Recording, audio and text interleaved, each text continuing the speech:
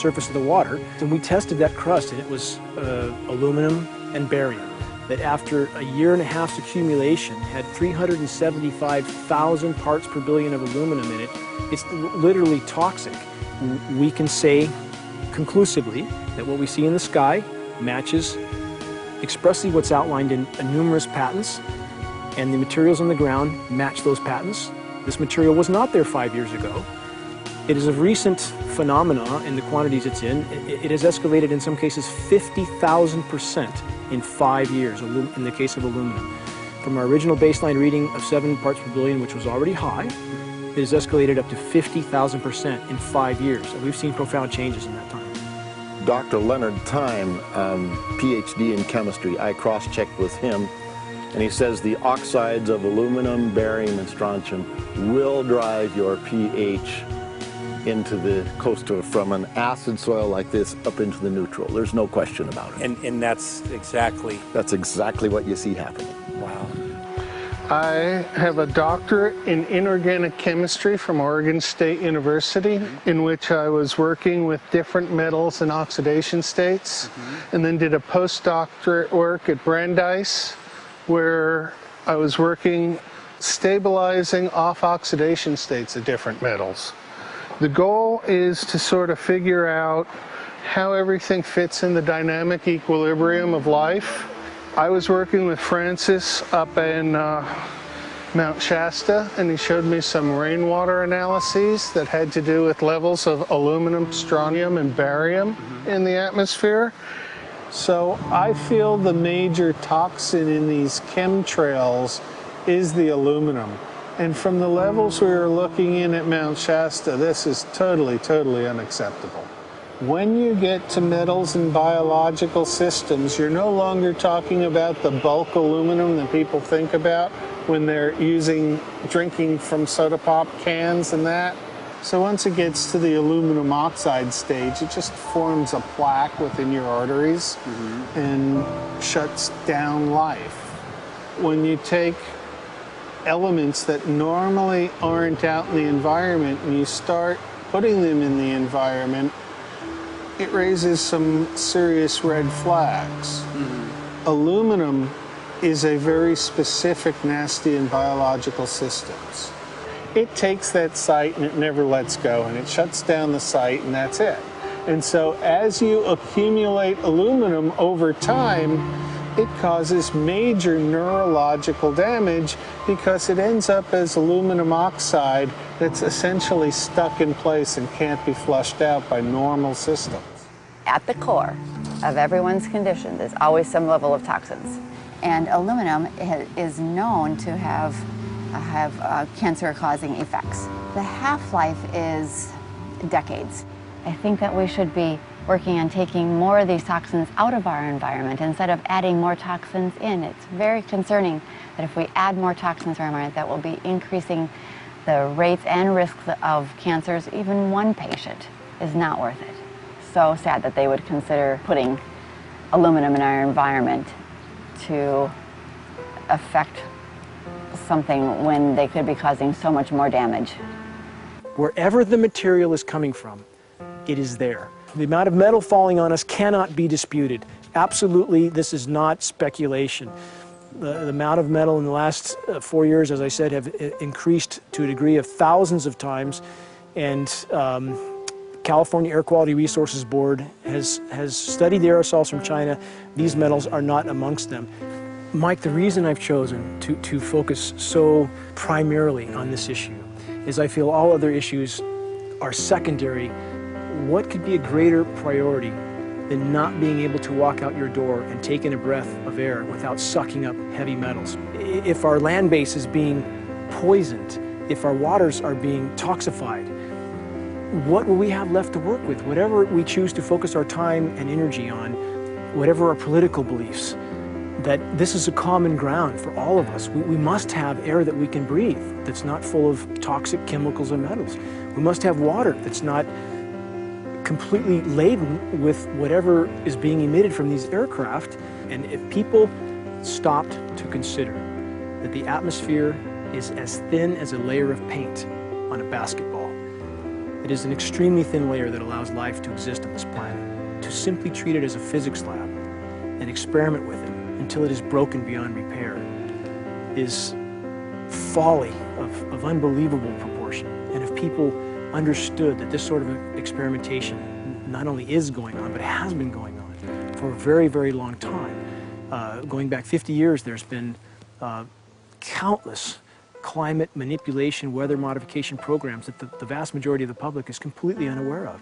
And if they think that this is not true, that certainly that somehow they would have known if it was occurring, I would ask them to look at things like Agent Orange and the things that governments do because they can, because there's no one to stop them, because they have these huge military machines that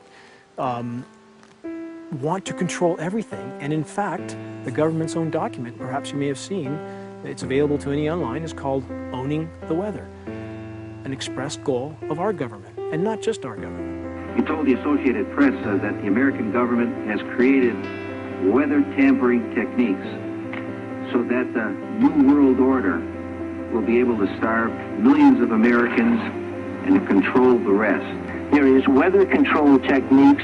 Number one, the entire patents on the equipment. Number two, Senator Claiborne Pell's complete statement and story of his own that not only does it exist, but that we even utilized it as far back as the Vietnam War. Well, Murph, We're going to do what we can. let's see what we can do.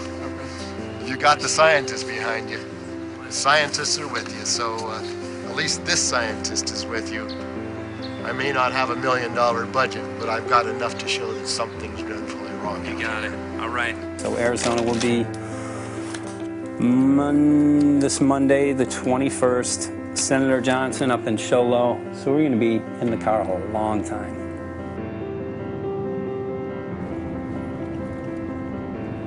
Well, it is such a pleasure. This is such meet an you. excellent place back here, I'm Yeah, telling this you, is Michael. great. But you know what? is great. We love it. It's so private and it's so quiet and peaceful. And please come in. My name is Karen Johnson. I served in the Arizona State Legislature for 12 years. I was in the House for 8 of those years and in the Senate for 4 of those years. When you see a plane fly overhead, there's a trail that leaves the end of that plane, and it goes from one horizon all the way to the other as the plane flies across, and it begins to filter out and cover more and more of the sky in kind of ripples. It widens out and fills the whole sky. I mean, how could anybody think that that was the case? And then to live and to be underneath that and know that whatever is in that is falling down upon you and upon your animals and upon the earth. And I mean, it's frightening to me. And if people don't start really waking up and facing the fact that we've got people that are doing terrible things to us, and we had better wake up and fight back now. I mean, I'm the mom of 11 kids. I've got 35 grandkids. I mean, I've got a stake in this. I care about what is going to be left for my children. I care about it, and I'm extremely worried about what is going to be left to them.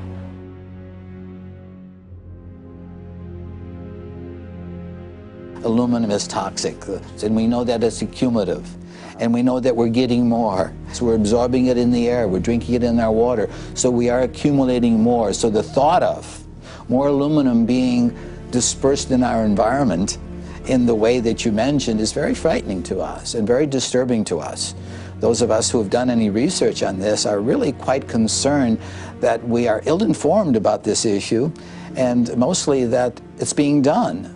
Aluminum is toxic. We know that it is. We can debate as to the amount of toxicity that is going to be disturbing the body, but as far as really accepting the fact that it's accumulative, it's synergistic, then we have to conclude that it's not a good idea to put it in our atmosphere, especially when we know we're getting increased amounts, and especially since we know that the scientific communities around the world are pointing a finger at the heavy metal toxicities, at the toxicities that we're absorbing in the day-to-day food that we eat and the air that we breathe. The concern is off the charts about why is this happening? Why is this being allowed to be sprayed continually all over the United States, all over the world? Who is paying for this? I mean, the incidence of Alzheimer's has just skyrocketed, which evidently has to do with an accumulation of aluminum in the brain cells. I mean, I think almost every family has been touched by a member as they get older having Alzheimer's. And it's a horrible disease. And to say that, well, this just came because people drank soda pop out of aluminum cans, you know, when my father passed away with Alzheimer's and he didn't ever drink soda pop, you know, that explanation doesn't ring true with me. And so I'm wondering, how much did this chemtrail spraying back in the Illinois area affect him?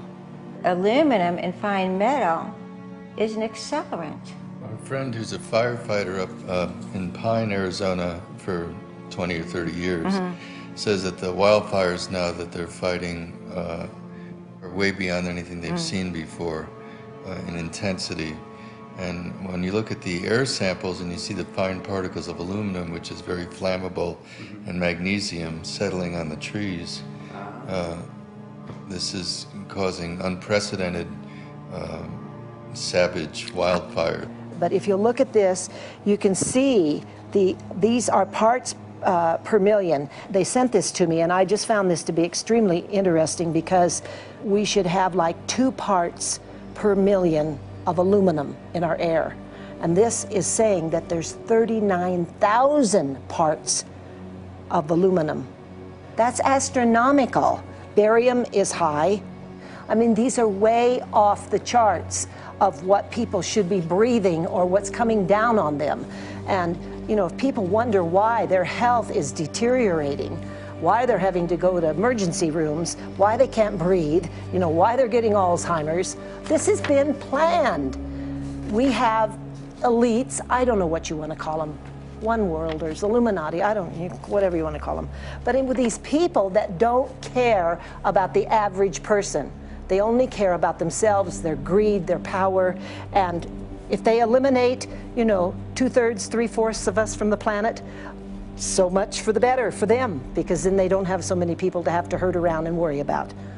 So this is a lot what this is about, and this is very, very alarming and scary. I mean, where is this stuff coming from, and why? Why is this kind of stuff being put out there? You know, I've heard different explanations about, oh, we need to cool the planet, all this and that.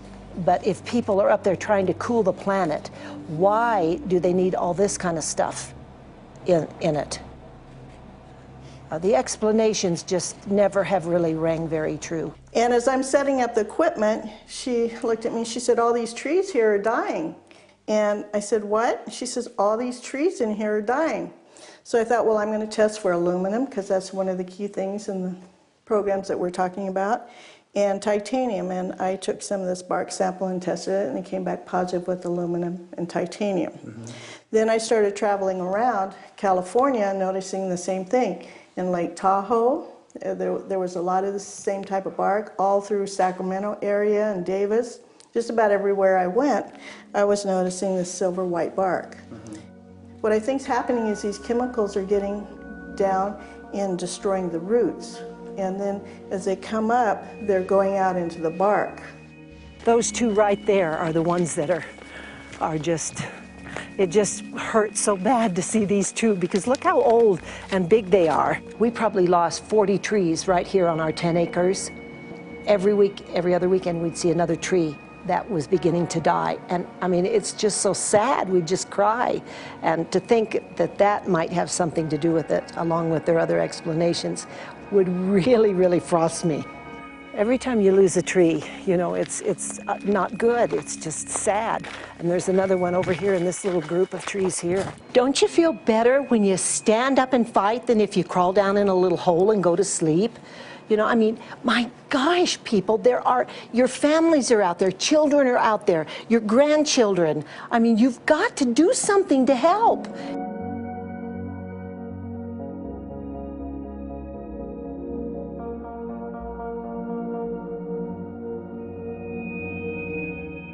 My greatest hope is to get people to question And hey, if they don't wake up while we're there, I'm hoping to plant some seeds. We're going to the most beautiful place on the planet, Hawaii,